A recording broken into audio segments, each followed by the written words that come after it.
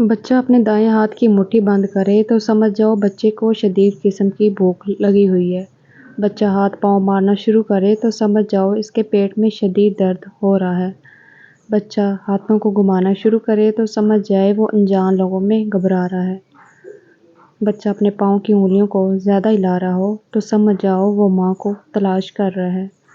बच्चा अपने दाएं कान को पकड़कर रो रहा हो तो समझ जाओ बच्चे को शदीद पानी की प्यास लगी हुई है।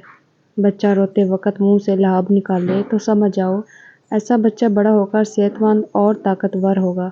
जो बच्चा अपनी ज़बान को बाहर निकाल कर नाक को लगाए ऐसा बच्चा बड़ा होकर शदीद गुस्से वाली तबीयत का बनता है। जो बच्चा पैदा होते ही आंखें देर से खोलता है वो बड़ा होकर वफादार और पुरख्लास बनता है। जिस बच्चे के पैदा होते ही सर पर घने बाल होते हैं उसके दांत जल्दी बाहर निकल आते हैं।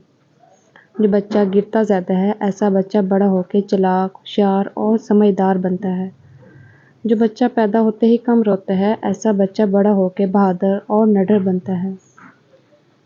बच्चा अपने दाएं आंख बंद करके रो रहा हो तो समझ जाओ इसको कब्ज़ की शदीद शिकायत है।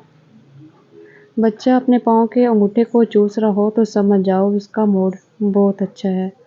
जो बच्चा अपने हाथों के अंगूठे को चूसे तो ऐसा बच्चा बड़ा होकर ज़हीन बनता है।